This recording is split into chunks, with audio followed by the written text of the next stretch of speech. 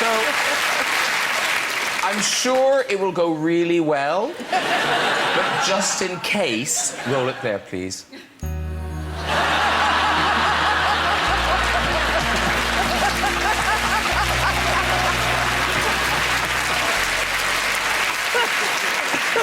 We're covered now, we're covered. Yeah. I think, funny, the only reason people won't see that is if something bad does happen. But listen, when it comes to bucket lists, I think a lot of people on their bucket list might have that they'd love to save someone's life, because that would make you feel good. Dustin Hoffman, you have done that. Recently, didn't you? You saved someone's life. So says the media. What happened? I was just walking in Hyde Park while we were shooting the film, and people were jogging, and this young guy was jogged past me, and he suddenly stopped, and he stood up, and he stood there, and he just put his hands on his legs, and I thought he was just like stretching, and suddenly he just went whomp right on his face, and it was quite bloodied, and he was out. He had collapsed, and I looked at him, and he was struggling for breath, and I just started yelling. I said, you know, anyone have a phone? What's the equivalent of 911 in this country? And a couple of people came over, and what is it, 999? Yeah. Yes, and they dialed immediately, and they got the paramedics, and I was saying on the phone, you know, what I had seen. They said, did he collapse or did he pass out? I said, no, he collapsed, and he's not conscious, he's all bloody, and should I move him? He's having trouble breathing. They say, well, just turn him gently then so he can breathe. So myself and a couple of other people did that, and I must say the paramedics were there. It was right across the street from Albert Hall in the park, and it took only 3 minutes, and the paramedics were there. They immediately came over. They slid open his shirt. They said, we can't find a carotid pulse, and they defibrillate. I can never say that. Help me with that. Defibrillated. I don't know what it is. So, you know, clear that thing. Defibrillated.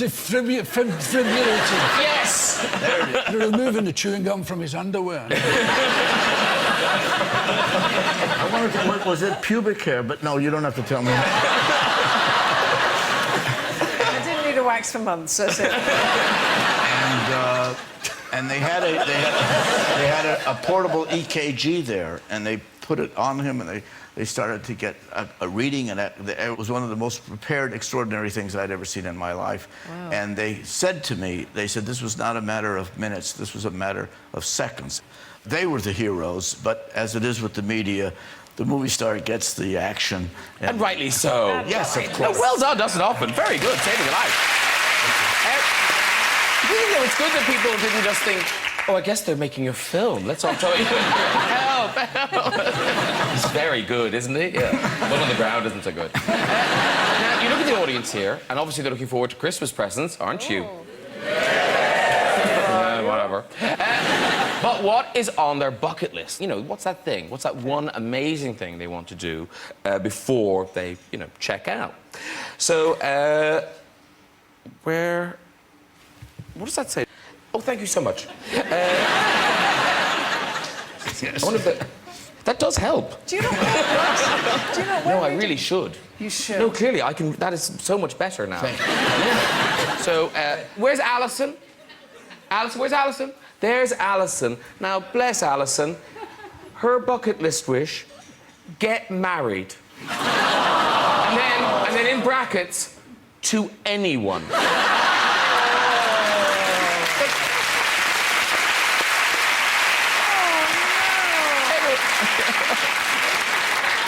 You are married.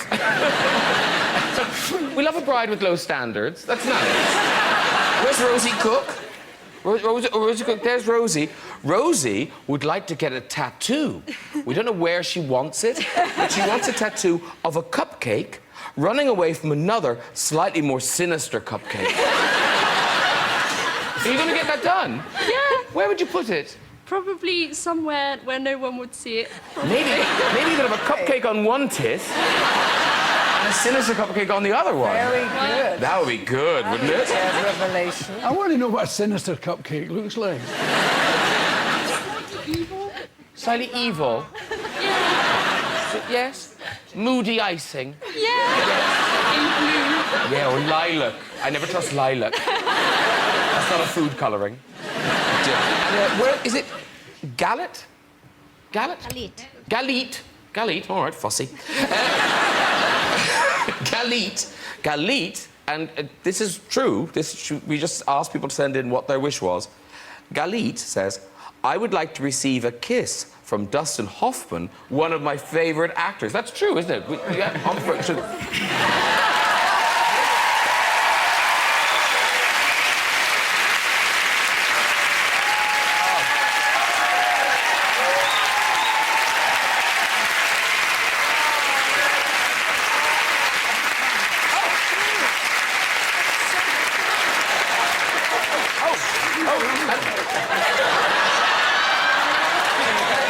She's nervous now. Beautiful.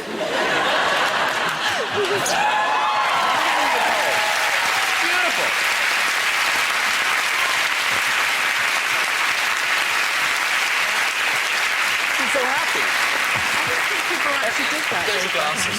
Thank you. I'll try to do the roast show without them. Yes. Right. Now, Billy Connolly, Mrs. Brown, that was your first big acting break, wasn't it? Yeah. And is it because of that movie that you got invited to have dinner with the Queen? No, that was because I was friendly with Fergie at the time. That dates this story. And obviously you have to be on your best behaviour. Don't you have a particular trick that you do? Is it at dinner parties you do it, or is it buffets? Or what? Oh, yeah, the thing. It's not a buffet. It was a thing myself and some actor friends did at Edinburgh Festival many years ago. At Edinburgh Festival, you're often asked to these buffets with the Lord Mayor and people like that, and they give you the paper plates and those tomatoes and bits and stuff and a plastic fork and a drink, so you can't do anything with either. There's nowhere to put the drink down and your tomatoes keep rolling around. It becomes like one of those little things you used to get to put ball bearings in Mickey Mouse's eyes. So here's what you do if you're ever at one of those buffets. It's the best. The only thing you can do is you put your willy on the plate and then you get some salad and you put it on the top. Don't put dressing on.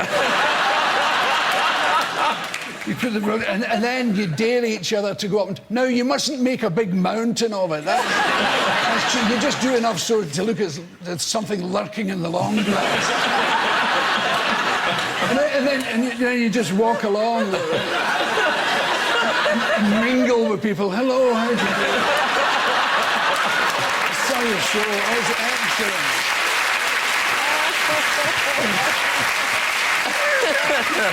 And then you dare each other to go and talk to the Lord Mayor's wife. Talk about salad. Oh, you know, they do a lovely salad here, yeah. And you can see the woman going, I didn't see the sausage roll. But beware, because those white plastic forks are very sharp. You'll be pissing like a fountain for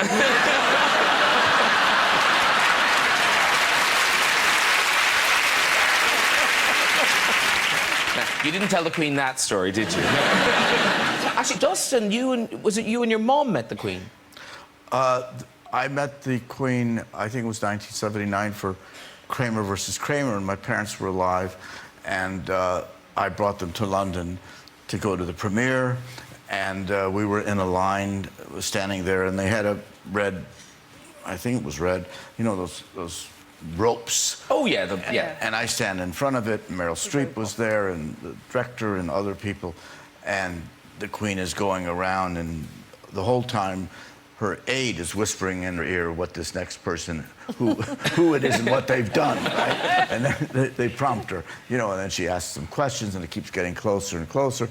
And as they're coming around, my mother is saying to me, was a very short woman, 4'10", and she was standing behind the rope, and she kept saying, I want to get in front, I want to meet her too. I says, Mom, you can't, you have to stay there, you know. And as the Queen approached and got about 2 persons away from me, she says, I can't move. And I turned, and she had tried to get over the rope.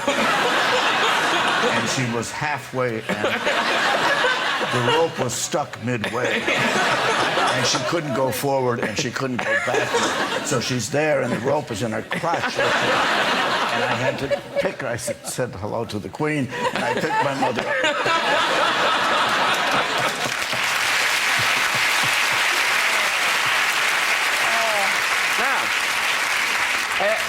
Dustin Hoffman, obviously, debut your first ever film, but not the only person doing something for the first time. Jennifer Saunders, you've written a musical. I have. A musical. Well, Yeah. Well, I haven't written the music. That was already written. Yes. I've just written the book. Yeah, this is Viva Forever, currently breaking box office records in the West End. Indeed.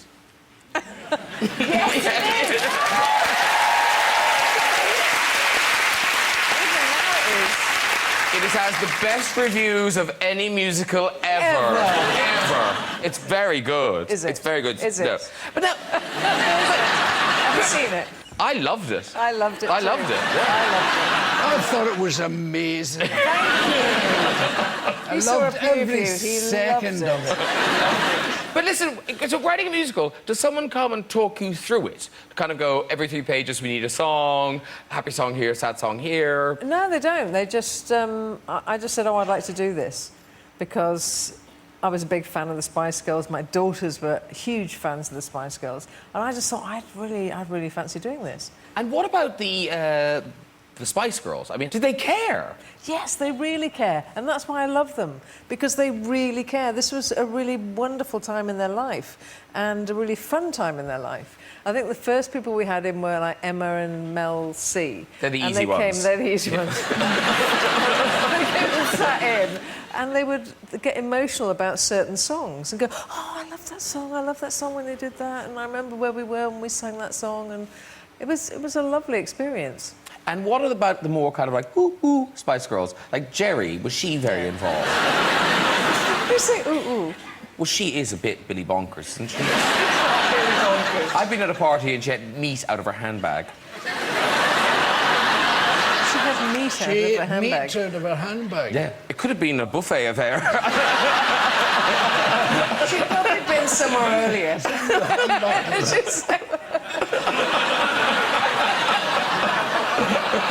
Delicious. But she's full on, Jerry, isn't she? She's full on, and Yeah. I kind of like that about her because she hasn't changed a bit. She was always full on. Oh, you yeah. know, and she came up with some great ideas for the treatment, and I was a bit sensitive about it. It's a story about 4 girls in a group. But not them, not the Spice It's not Girls. the Spice Girls, no. And I thought, oh, I don't want to say, oh, like they fall out and one of them doesn't get on, or that. And I said, I wonder if they should fall out. She went, yes! They should fall out. Yes, it's got to have all that in it. And she was really keen that it had all that element of kind of female... Because you met them years ago, didn't you? I met them before they were even famous. I met them... Me and Dawn were sitting in a restaurant in Barnes. Yeah. And there was a recording studio opposite, and these girls came in, these 5 girls came in, looking like just 5 little girls, all with braided hair, and kind of, they were sort of still jumping about even then, Yeah. you know, and they came over and went, oh my God, French Saunders, oh my God, French Saunders. And we went, yeah. And they said, oh, we're over there recording, we're going to be the next big girl group. We went, please. Of course you are. Of course you